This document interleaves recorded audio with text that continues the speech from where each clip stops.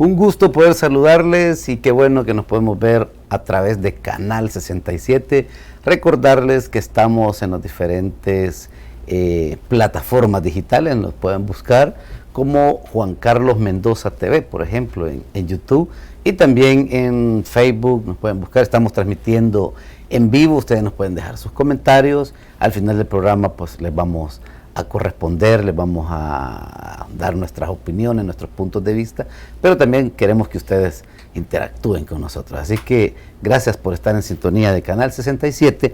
Este día vamos a hablar temas de mucho interés. Vamos a conocer, vamos a tener prácticamente una asesoría jurídica, así que aprovechen aquí que vamos a tener a nuestra invitada para que ustedes puedan hacer sus consultas. Este día vamos a conversar con la licenciada Evelyn Caballero. Así que muchísimas gracias, licenciada, por estar acompañándonos y bienvenida a Canal 67. Muchas gracias, Juan Carlos, por la invitación. Este día, pues, agradecida de estar en este lugar con ustedes. En efecto, pues, a la orden para la asesoría necesaria y con todo gusto abordar los temas jurídicos, pues, que nos traen este día. Qué bueno, para que nos conozcan un poco más, la licenciada Caballero es abogada y notaria de la República de El Salvador, con mucha experiencia en temas jurídicos. Estamos hablando de experiencia en materia civil, en materia de la familia, muy interesante. Vamos a hablar bastante, el tema de la familia hay bastante tela que cortar. Temas, sí, en el tema laboral, mercantil, de tránsito, bueno, es bastante grande su experiencia, licenciada. Gracias a Dios, en el transcurso del tiempo, yo salí de la Universidad Centroamericana José Simón Cañas en 2001 y posteriormente de las autorizaciones en 2006 empiezo mi ejercicio ya como profesional independiente, inicialmente pues en el área de familia y en el área civil, con los temas que son como más comunes en la población, ¿verdad? Normalmente pues las familias están interesadas en la resolución de los temas contractuales que tienen que ver con sus bienes, que tienen que ver con los bienes y la definición de cómo quedan en su familia, los temas que tienen relación, por ejemplo, con sus matrimonios, sus divorcios, sus hijos, sus alimentos. Entonces estos son como los temas que son como más frecuentes en las familias, ¿verdad?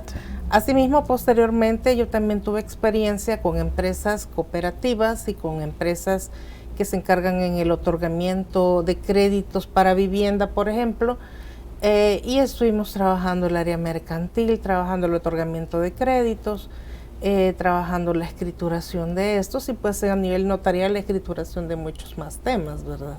Sí, bueno, en nuestras notas tenemos aquí que la licenciada Caballero tiene enfoque, dice, en la defensa de los derechos humanos. También tiene diplomados, ha hecho bastante estudios. Fíjese que dentro de la experiencia, gracias a Dios,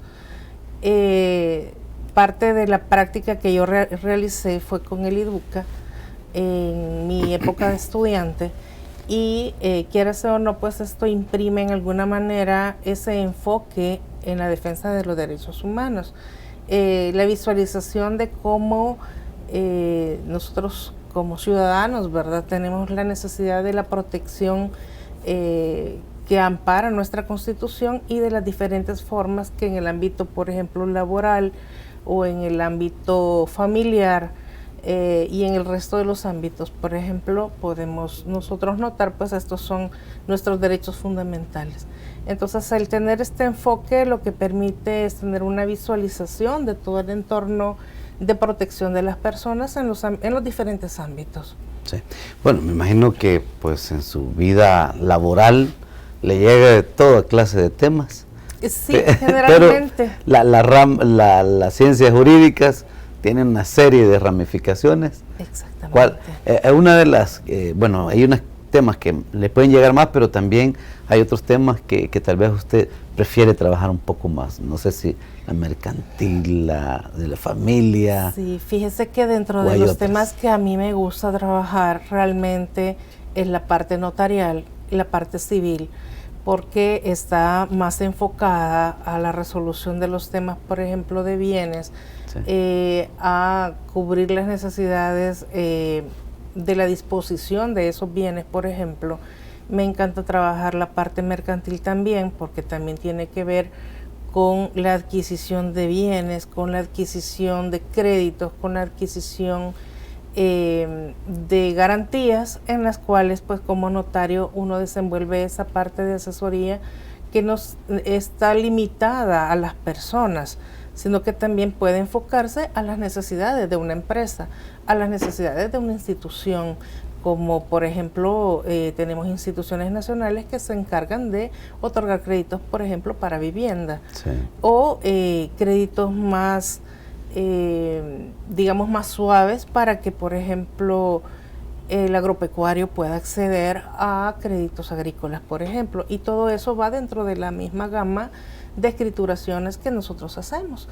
Entonces, el área notarial, gracias a Dios, es bastante amplia porque puede incursionar a nivel no solo empresarial, no es únicamente para un sector. Yo puedo apoyar tanto a la sociedad, a la empresa privada, a las instituciones, a las cooperativas, ¿verdad? Al igual que a las familias. Entonces es bien amplio en todo el quehacer, ¿verdad? Las diligencias de jurisdicción voluntaria permite que hayan ciertos actos y contratos que se pueden ejercitar siempre que no haya contención. Igualmente, como abogado, pues igual se puede trabajar en el resto de situaciones que requieran de la intervención de un juez, por ejemplo. Sí. Bueno, hay bastantes temas y antes de entrar a la entrevista, pues hablábamos de que íbamos a conversar con usted como abogada, como notaria, y por ahí me dieron un listadito de preguntas que quieren saber varias cosas.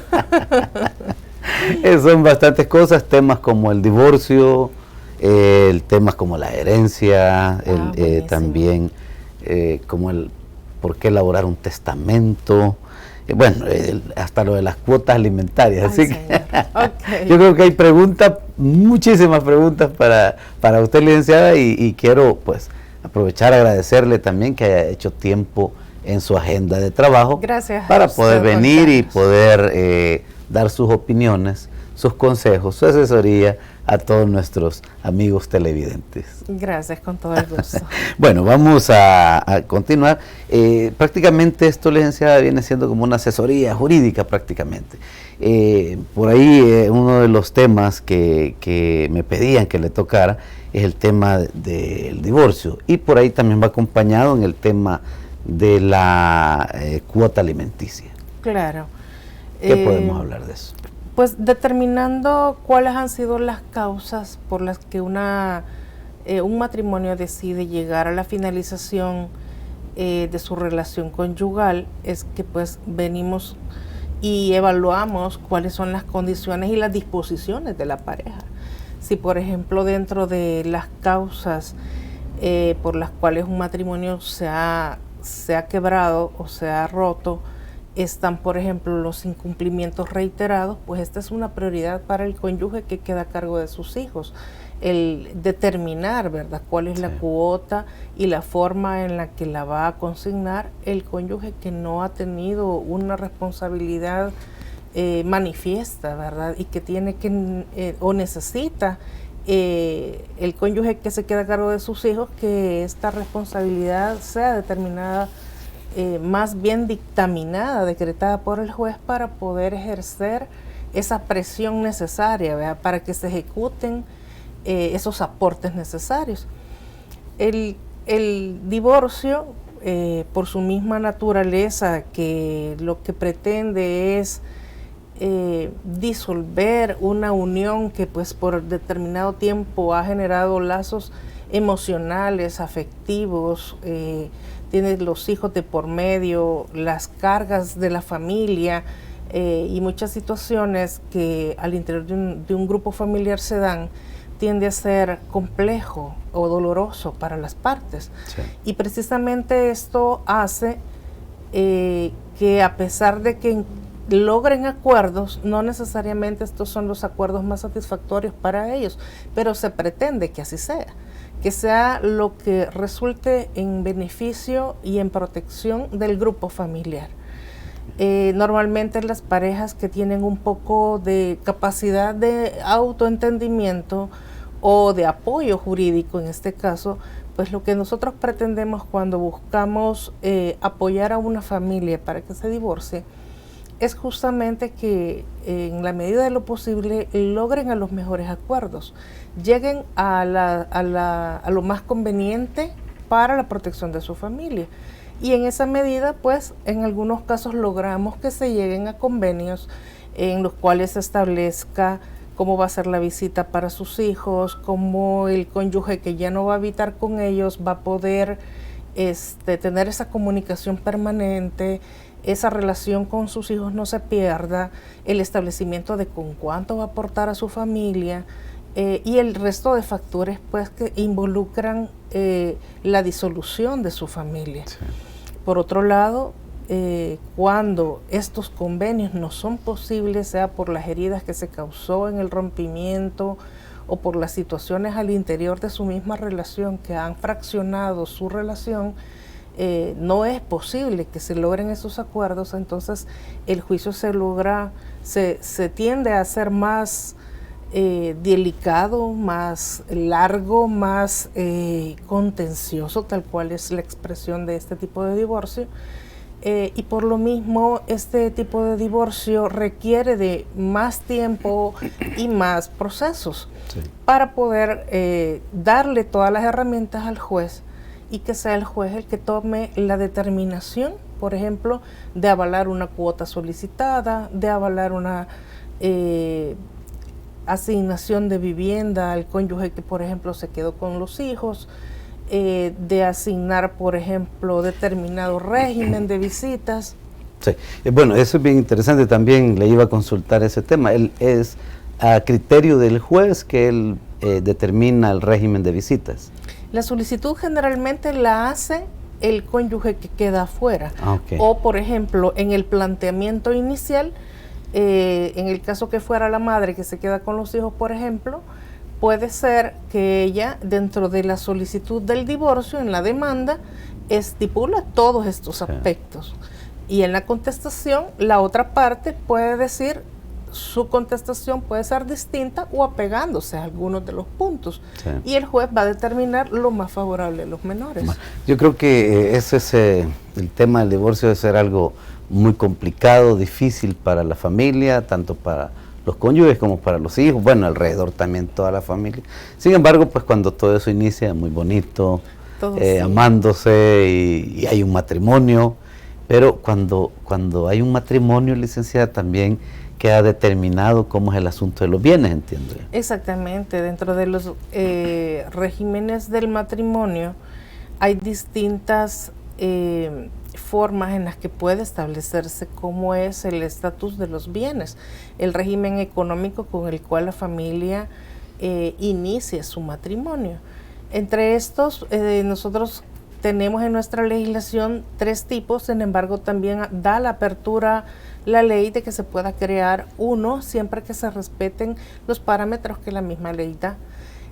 Tenemos, por ejemplo, el régimen de separación de bienes, en el que todo lo que se adquiere antes y después pertenece por separado a los cónyuges, ¿verdad? Sí. Y que en estos únicamente si hay una desmejora económica en el momento del divorcio es que puede haber una pensión compensatoria para uno de los cónyuges. Esos son los famosos bienes separados. Bienes separados, justamente.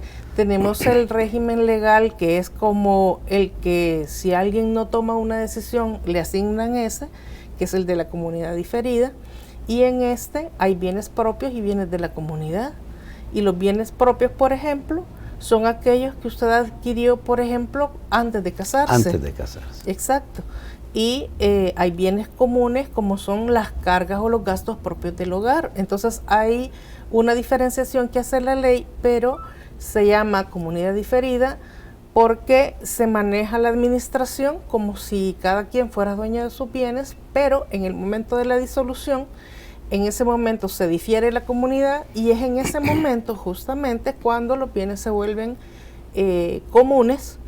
La ley determina cuáles sí, ¿verdad?, cuáles no. Y en ese momento, a la hora de disolverlo, el juez determina cuáles, pero normalmente parte por partes iguales. Ok, bueno, sí, porque esa plática que es de repente una conversación así entre amigos, amigas, que puedan salir y digamos, en el caso de un matrimonio que tal vez solamente dure un año, pero que uno de los cónyuges ya tenga bienes, no quiere decir que cuando se disuelve van a repartir todo, porque tal vez le ha costado durante mucho tiempo a uno de ellos hacerlo como para después repartirlo. Exactamente. Por eso la ley difiere que aún y cuando hayan quedado bajo el régimen de comunidad diferida, hayan bienes que sí pasen a ser divididos y hayan bienes que no, ¿verdad? Todos los que, por ejemplo, incluso dentro del matrimonio una persona recibe de forma gratuita, como por ejemplo una donación, estos no pasan al haber común. Okay. Se mantienen dentro. Entonces hay una valoración. ¿Una herencia? En el caso de una herencia, sí. ¿A uno de los cónyuges? Sí, puede pasar a ser parte del bien propio únicamente de este cónyuge y no pasa al haber común. Okay. ¿Verdad? Pero cuando es de carácter, cuando la persona lo paga, lo compra, hace un préstamo, todo eso, tanto la carga, la deuda, como el inmueble que ha adquirido, sí, pasa a ser común en la comunidad diferida. Sí. El otro régimen es el de la división de las ganancias. Ok. ¿Verdad? El régimen de la participación en las ganancias, perdón, es en el... Yo creo, licenciada, que el tema está de verdad bastante interesante. Sin embargo, nos ha llegado el tiempo de hacer un corte. Cuando volvamos del corte comercial, vamos a seguir abordando el tema, está muy interesante, el tema de familia, en la parte que corresponde al divorcio. Es un tema que tal vez a muchos no les puede parecer, sin embargo, hay que conocerlo, hay que saber y pues tener ya una idea de qué se trata eso. Ojalá pues las parejas no llegaran a ese punto, pero ni modo. Así que ya vamos a regresar, no nos cambien.